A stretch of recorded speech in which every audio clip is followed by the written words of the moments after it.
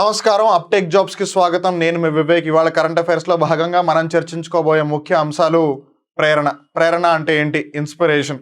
ఇంతకీ ఎవరికి ఇన్స్పిరేషన్? ఎవరి వల్ల ఎవరికి ఇన్స్పిరేషన్? ఇక్కడ మనం జాగ్రత్తగా గమనిస్తే ఆంగ్ల భాషలో ఒక నానుడు ఉంది. There is a saying in English that some are born leaders and some are made leaders, లేదు క్రియేటెడ్ లీడర్స్ అని. అంటే కొంతమంది పుట్టుకతో నాయకులు అయితే కొంతమంది ఎదిగే కొద్దీ వాళ్ళ యొక్క అనుభవాలు, వాళ్ళ యొక్క ఆలోచన ధోరణి, వాటన్నిటిని ఆసరాగా లేదు వాటన్నిటిని ఆధారంగా చేసుకుని వాళ్ళు నాయకులుగా ఎదుగుతారు. సో ఎలాగో మనం బార్న్ లీడర్స్ని సృష్టించలేం, బికాస్ ఇట్స్ న్యాచురల్. కానీ అట్లీస్ట్ మన నాయకులను తయారైతే చేయొచ్చు కదా. So we can make leaders for sure. So అందులో భాగంగానే మినిస్ట్రీ ఆఫ్ ఎడ్యుకేషన్ అంటే విద్యా మంత్రిత్వ శాఖ ఒక కొత్త ఒరవడికి శ్రీకారం చుట్టిందని చెప్పాలి. ఇంతకీ ఆ ఒరవడి ఏంటి అంటే ప్రేరణ స్కీమ్. అసెట్ ప్రేరణ మీన్స్ ఇన్స్పిరేషన్. మరి ఇంతకీ ఎవరికి ప్రేరణ ఇస్తారు? ఇందులో కేవలం అబ్బాయిల మటుకే భాగస్వామ్యం చేస్తారా, లేదు అమ్మాయిలను కూడా భాగస్వామ్యం చేస్తారా, or is going to be a together thing అంటే బాయ్స్ గర్ల్స్ కలిపి ఒక లీడర్షిప్ ప్రోగ్రాంలో పార్టిసిపేట్ చేస్తారా? ఏంటి అసలు ఇదంతా కూడా? దాని గురించి మనం ఈ వీడియోలో తెలుసుకుందాం. అలానే అల్వారో, ఇది పేరు వింటుంటే ఏదో అవకాడోలాగా ఉంది. అసలు ఇంతకీ ఏంటిది అల్వారో? ఈ అల్వారో ఒక విధంగా చెప్పాలంటే 2024 సంవత్సరంలో ఒక అంశానికి సంబంధించి మొట్టమొదటిగా పెట్టిన పేరు అని చెప్పచ్చు. అలానే ఉత్తర భారతదేశంలో మరీ ముఖ్యంగా జమ్మూ అండ్ కాశ్మీర్ ఈ ప్రాంతం పేరు, లేదు ఈ పేరు మనకి వినపడంగానే సాధారణంగా మనకి ఎప్పుడూ వినిపించేది, లేదు మనకి గుర్తొచ్చేది ఏంటి అంటే 1 మంచు కొండలు, 2 చలి, 3 ఉగ్రవాదం, 4 ఆర్టికల్ 370. ఆర్టికల్ 370 రద్దు అయిపోయింది, ఉగ్రవాదం మెల్లిమెల్లిగా తగ్గిపోయింది. మంచు అంటారా, ఎప్పుడు చలికాలం వచ్చినా అక్కడ మంచు పడుతూనే ఉంటుంది. కానీ ఇప్పటి నుంచి జమ్మూ అండ్ కాశ్మీర్ పేరు పిలవంగానే ఈ 4 అంశాలే కాకుండా అక్కడ అభివృద్ధి కూడా జరుగుతుంది. అది కూడా మన భారతదేశంలో పాటే అని అందరూ every time when ever they talk about that particular name, every time వాళ్ళకి అది కూడా గుర్తుకు రావాలనే ఉద్దేశంతో అక్కడ ఒక ఇండస్ట్రియల్ పార్క్ని ఏర్పాటు చేశారు. మరి ఆ ఇండస్ట్రియల్ పార్క్ దేనికి సంబంధించి అంటే ఏ రంగానికి సంబంధించింది? ఇలా ఈ అన్ని అంశాలు కూడా మనం పూర్తిగా తెలుసుకుందాం. And not only just that, ఇప్పటి నుంచి రక్తం అనేది అమ్మకం లేదు అమ్మడం కుదరదు అని చెప్పేసింది అనమాట గవర్నమెంట్. లేదు గవర్నమెంట్ చెప్పిందా, లేదు సిడిఎస్సిఓ చెప్పిందా? సిడిఎస్సిఓ అంటే ఏంటి? ఇలా వీటికి సంబంధించిన పూర్తి వివరాలు కూడా తెలుసుకుందాం. So what are we waiting for? Let's get into the details. But before getting into the details, ఇక్కడ మీరు జాగ్రత్తగా గమనించాల్సింది ఏంటంటే రేపు ఆదివారం. I hope you also do know that today is Saturday. ఇవాళ శనివారం అన్న సంగతి మీకు తెలుసు అనుకుంటున్నాను. ఎందుకు ఆ మాట అంటున్నాను అంటే రేపు జనవరి 7 ఆదివారం ఉదయం 10 గంటలకు, 10 గంటల నుండి 12:30 గంటల వరకు, అంటే from 10 AM to 12:30 PM there is going to be one of the greatest opportunity that you can ever have. ఏంటి ఈ సువర్ణ అవకాశం అని అంటే అప్టేక్ జాబ్స్ ప్లస్ యాప్ మీకు ఏపీఎస్సి గ్రూప్ 2 ఏదైతే ఉందో అదే ఫార్మాట్లో, అంటే స్క్రీనింగ్ టెస్ట్ ఏదైతే ఉందో దాని యొక్క ఫార్మాట్లోనే ఒక ఫ్రీ గ్రాండ్ టెస్ట్ కండక్ట్ చేస్తుంది. ఒకవేళ ఈ గ్రాండ్ టెస్ట్లో గనక మీరు బాగా స్కోర్ చేసి టాప్ 5లో నిలిస్తే గనక మీరు ఏ కోర్సుకి అయితే ప్రిపేర్ అవుతున్నారు, మీరు తెలంగాణ రాష్ట్రం వాళ్ళైనా సరే ఈ టెస్ట్ రాయొచ్చు. There is nothing that we're going to differentiate between you or some other person. So Telangana రాష్ట్రానికి సంబంధించిన వాళ్ళైనా ఆంధ్రప్రదేశ్ రాష్ట్రానికి సంబంధించిన వాళ్ళైనా మీరు ఇద్దరు కూడా రాయొచ్చు. There is nothing to worry about it. ఒకవేళ మీరు కనుక టాప్ 5లో వస్తే మీరు ఏ కోర్సుకి అయితే ప్రిపేర్ అవుతున్నారో ఆ కోర్సుకి సంబంధించి ఒక పూర్తి సంవత్సర కాలం పాటు ఆ కోర్సుని ఫ్రీగా ఇచ్చేస్తారు. Yes, you heard it right. మీరు ప్రిపేర్ అవుతున్న కోర్సు ఒక పూర్తి సంవత్సర కాలం మీకు ఫ్రీగా ఇచ్చేస్తారు. So this is one of a rare chance అని చెప్పాలి. సో అందువచ్చిన అవకాశం ఎట్టి పరిస్థితుల్లో మిస్ చేసుకోవద్దు. అలానే టాప్ 5 వరకే కాదు, 6 నుంచి అంటే టాప్ 6 నుంచి టాప్ 20 వరకు ఎవరైతే వస్తారో వాళ్ళకి 9,000 రూపాయలు విలువ చేసే కోర్స్ 1000 రూపాయలకి. ఎవరైతే 21 నుంచి 50 లోపల వస్తారో ర్యాంక్ వాళ్ళకి 9,000 రూపాయల కోర్స్ 1,500 రూపాయలకి. ఎవరైతే టాప్ 51 నుంచి టాప్ 100 వరకు వస్తారో వాళ్ళకి 9,000 రూపాయల కోర్స్ 2,000 రూపాయలకే లభిస్తుంది. ఇప్పుడు మీకు సందేహం కూడా రావచ్చు, ఫ్రీ అంటున్నారు, పూర్తి సంవత్సర కాలం అంటున్నారు, అంటే మీరు పూర్తి కంటెంట్ ఇవ్వరాని. మన దగ్గర అట్లాంటి బేరాలు లేవమ్మా. మీరు 9,000 రూపాయలు పెట్టి కోర్స్ పర్చేస్ చేసినా, లేదా ఒకవేళ ఏదైనా ఆఫర్ కోడ్ యూస్ చేసి 4,000 5,000కు పర్చేస్ చేసినా, 2,000 1,500 1000 రూపాయలకి పర్చేస్ చేసినా, లేదు మీరు టాప్ 5లో వచ్చి ఈ కోర్సుని ఫ్రీగా తీసుకున్నా ఎవ్వరికి ఏమీ డిఫరెన్సియేషన్ ఉండదు. ఎవరిని ఏ విధంగా కూడా డిస్క్రిమినేట్ చెయ్యం. ఇక్కడ మీకు చూడడానికి వీడియోలు, చదువుకోవడానికి స్టడీ మెటీరియల్ PDF రూపంలో, అలానే ఏ అంశం అయితే ఉంటాయో వాటికి సంబంధించి చాప్టర్ వైజ్ లేదు టాపిక్ వైజ్ టెస్టులు, ఆ టెస్టులకి సంబంధించిన వీడియో ఎక్స్ప్లెనేషన్, ఇలా మీ ప్రిపరేషన్ మొత్తం కూడా హోలిస్టిక్గా జరుగుతుంది. అందుకని అంది వచ్చిన అవకాశాన్ని ఎట్టి పరిస్థితుల్లో కూడా మిస్ చేసుకోవద్దు. జనవరి 7 ఆదివారం ఉదయం 10 గంటలకు అప్టేక్ జాబ్స్ ప్లస్ యాప్లో మీరు కనుక అప్టేక్ జాబ్స్ ప్లస్ యాప్లోకి వెళ్తే ఇదే విధంగా మీకు అక్కడ ఒక పోస్టర్ కనిపిస్తుంది. ఆ పోస్టర్ మీద క్లిక్ చేస్తే మీరు టెస్ట్ లోపలికి వెళ్ళిపోతారు. టెస్ట్ రాయొచ్చు. గుర్తుపెట్టుకోండి, it is at 10 o'clock. And 10 AM in the morning, రాత్రిపూట కాదు. అలానే జాగ్రత్తగా గుర్తుపెట్టుకోండి, ఇది ఎక్కడ జరుగుతుంది? అప్టేక్ జాబ్స్ ప్లస్ యాప్లో. సో ఎందుకైనా మంచిది ఇప్పుడే గూగుల్ ప్లే స్టోర్లోకి వెళ్ళి అప్టేక్ జాబ్స్ ప్లస్ యాప్ని ఇన్స్టాల్ చేసుకోండి. ఒకవేళ మీకు ఏదైనా డౌట్స్ ఉన్నట్టయితే 9133449696 ఈ నెంబర్కి కాల్ చేసి మీ సందేహాలన్నీ కూడా మీరు నివృత్తి చేసుకోవచ్చు. ఐ హోప్ ఇలాంటి ఒక సువర్ణ అవకాశాన్ని మీరందరూ కూడా ఖచ్చితంగా ఉపయోగించుకుంటారని ఆశిస్తూ, అండ్ రిమెంబర్, మీరే కాదు, మీతో ప్రిపేర్ అయ్యే వాళ్ళు చాలామంది ఉండొచ్చు. మీ ఫ్రెండ్స్ ఉండొచ్చు, మీ రూమ్మేట్స్ ఉండొచ్చు, మీ క్లాస్మేట్స్ అయి ఉండొచ్చు, లేదు మీ స్టడీ హాల్ మేట్స్ అయి ఉండొచ్చు, లేదు లైబ్రరీ ఫ్రెండ్స్ అయి ఉండొచ్చు. ఎవరైనా సరే వాళ్ళకి కూడా దీని గురించి చెప్పండి. యూ నెవర్ నో, కొన్నిసార్లు మనం చేసే మాట సాయం వాళ్ళకి ఒక జీవిత సాయం అవుతుంది అని అంటూ ఉంటారు. సో దీని గురించి వాళ్ళకి కూడా చెప్పండి. If they really have the talent, we're ready to help them for sure. So అందుకని మీరు బాగా ప్రిపేర్ అయ్యి రాయండి, మీ తోటి వాళ్ళకు కూడా దీని గురించి చెప్పండి. Make sure the ones who deserve they get this. On that note, wishing everyone all the very best. రేపు ఉదయం 10 గంటలకు అప్టేక్ జాబ్స్ ప్లస్లో కలుద్దాం. అప్పటి వరకు మనం ఏం చేయాలో తెలుసు కదా. ఇవాళ కరెంట్ అఫైర్స్ చూద్దాం. సో ఇవాళ మనం చర్చించుకోబోయే మొట్టమొదటి కరెంట్ అఫైర్ అంశం ఏంటి అని అంటే ప్రేరణ కార్యక్రమం, లేదు ప్రేరణ ప్రోగ్రామ్. ప్రేరణ అంటే ఇన్స్పిరేషన్. ఇంతకీ ఎవరు ఇన్స్పైర్ అవుతున్నారు, ఎవరిని ఇన్స్పైర్ చేస్తున్నారు? Prerana is a week long residential programme for 20 selected students, 10 boys and 10 girls of class 9th to 12th, aimed at empowering them with leadership qualities.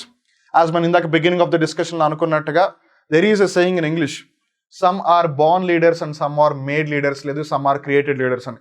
కొంతమంది పుట్టుకతో నాయకులు అయితే కొంతమంది జీవితంలో నాయకులుగా తయారవుతారనమాట. So most of the times ఏంటంటే బార్న్ లీడర్స్కి వాళ్ళు నిజంగానే లీడర్ అన్న సంగతి తెలియకపోతే మేబీ దాన్ని యూటిలైజ్ చేసుకోలేకపోవచ్చు. But the ones who became leaders, వాళ్ళు నాయకులుగా ఒకవేళ తయారైతే కనుక they know each and everything, and వాళ్ళకి ఎవ్రీథింగ్ ఒక ఎక్స్పీరియన్స్ కాబట్టి they can become better leaders అన్నది ఒక పర్స్పెక్టివ్. అందరూ ఒప్పుకోకపోవచ్చు, బట్ ఇట్స్ పర్స్పెక్టివ్. సో దాన్ని గవర్నమెంట్ కూడా కన్సిడర్ చేస్తుంది. సో మినిస్ట్రీ ఆఫ్ ఎడ్యుకేషన్, విద్యా మంత్రిత్వ శాఖ ఈ విధంగా ఒక కార్యక్రమాన్ని చేపడుతుంది అనమాట. సో మీరు ఇక్కడ జాగ్రత్తగా గమనిస్తే వారం రోజుల పాటు, వీక్ లాంగ్ అంటే వారం పొడవునా అని అర్థం అనమాట. ఒక వారం రోజుల పాటు ఒక రెసిడెన్షియల్ ప్రోగ్రామ్ అంటే వాడికి తిండి నిద్ర అన్నీ కూడా అక్కడే. సో ఇంతకీ ఓన్లీ బాయ్స్ ఆ గర్ల్స్ అని అంటే ఇద్దరికి కూడా 10 మంది అబ్బాయిలు 10 మంది అమ్మాయిలు, సో మొత్తం కలిపి 20 మందికి ఒక వారం రోజుల పూట ఒక రెసిడెన్షియల్ ప్రోగ్రామ్ ఇది. దేనికి సంబంధించి? వాళ్ళలో ఏవైతే నాయకత్వ లక్షణాలు ఉన్నాయో వాటిని పెంపొందించేందుకు అనమాట. సో మరి ఇక్కడ జాగ్రత్తగా గమనిస్తే ఏ క్లాస్ వాళ్ళకి ఇస్తున్నారు ఇది? 9th క్లాస్ నుంచి 12th క్లాస్ వాళ్ళ వరకు. This Prerana program will run from a vernacular school established in 1888 in Gujarat. Gujarat రాష్ట్రంలో వాడ్ నగర్ అని ఒక ప్రాంతం ఉంది. ఇక్కడ మీరు గమనించవచ్చు, ఈ వాడ్ నగర్ ఏదైతే ఈ బిల్డింగ్ కనిపిస్తుందో చూసారా, ఈ బిల్డింగ్లోనే ఈ ప్రోగ్రామ్ స్టార్ట్ అవబోతుంది అనమాట. సో గుజరాత్లో వాడ్ నగర్ ప్రాంతంలో ఏదైతే వర్నాక్యులర్ స్కూల్ ఉందో, ఏదైతే 1888 సంవత్సరంలో రూపొందించబడిందో లేదో ఎస్టాబ్లిష్ చేయబడిందో అక్కడ ఈ ప్రోగ్రామ్ కండక్ట్ చేస్తున్నారు. The curriculum of Prerana school has been prepared by IIT Gandhinagar and is rooted in 9 value based themes. So ఒక నాయకుడికి ఉండవలసిన లక్షణాలు ఏంటి? 1 దూరదృష్టి, 2 ఓర్పు సహనం. ఇలా ఒక లీడర్కి ఏవైతే 9 బేసిక్ క్వాలిటీస్ ఉండాలో వాటికి సంబంధించి ఏదైతే సిలబస్ ఉందో ఆ కంటెంట్ అంతా కూడా డిజైన్ చేసింది IIT Gandhinagar, Indian institute of technology Gandhinagar వాళ్ళు డిసైడ్ చేశారు, లేదు వాళ్ళు తయారు చేశారని చెప్పొచ్చు. సో ఈ విధంగా వీళ్ళందరూ కూడా మన భవిష్యత్తులో, మన భావితరానికి, మన భారతదేశ భవిష్యత్తుకి సంబంధించి గొప్ప నాయకులు అవ్వాలని మనం మనస్ఫూర్తిగా కోరుకుందాం. Now let's talk about north India. Well, కొన్నిసార్లు నార్త్ ఇండియా అని పిలిచే బదులు it's better to call it as northern part of India. ఉత్తర భారత్ అని పిలిచిన ప్రతిసారి ఏదో నార్త్ కొరియా సౌత్ కొరియా లాగా 2 దేశాల్లాగా భావిస్తుంటాం. So it's better calling it as northern India or northern part of India. ఎందుకు నార్త్ ఇండియా లేదు నార్థన్ ఇండియా ఎందుకు వచ్చింది చర్చల్లోకి అని అంటే, మొట్టమొదటిసారిగా జమ్మూ అండ్ కాశ్మీర్లోని కతువా ప్రాంతం ఏదైతే ఉందో అక్కడ మొట్టమొదటి జీవ సాంకేతిక పారిశ్రామిక పార్క్ నెలకొల్పారు. The very first biotech industrial park has been established in Jammu and Kashmir's Kathua అనమాట. Biotech parks offer facilities to scientists and small and medium-sized enterprises which are called as SMEs. ఎందుకంటే ఇక్కడ మీడియం అనేది ఉంది, స్మాల్ అనేది ఉంది, బట్ మైక్రో అనేది లేదు. మామూలుగా మైక్రో, స్మాల్, మీడియం ఉంటే మనం దాన్ని MSME అని పిలుస్తాం. బట్ ఇక్కడ జాగ్రత్తగా గమనించండి, వాళ్ళు మైక్రో అనే పేరుని మెన్షన్ చేయలేదు, స్మాల్ అండ్ మీడియం సైజ్డ్ అన్నారు.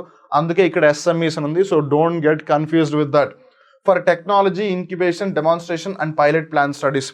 సో ఎప్పుడైనా సరే ఏదన్నా ఒక కంపెనీ కొంచెం పెద్దగా లేదు ఒక పెద్ద కంపెనీకి తయారయ్యే ప్రాసెస్లో ఉన్నప్పుడు వాళ్ళు ఏదైతే టెక్నాలజీ ఉందో దాన్ని ఇన్క్యుబేట్ చేయాలనుకుంటారు. ఆబ్వియస్లీ మన ఇళ్లలో అయితే సరిపోదు కదా, ఇప్పుడు పెద్ద పెద్ద మిషన్లు ఉన్నాయో మన ఇళ్లలో సరిపోతా లేదు. సో ఏదో ఒక ప్లేస్ కావాలి.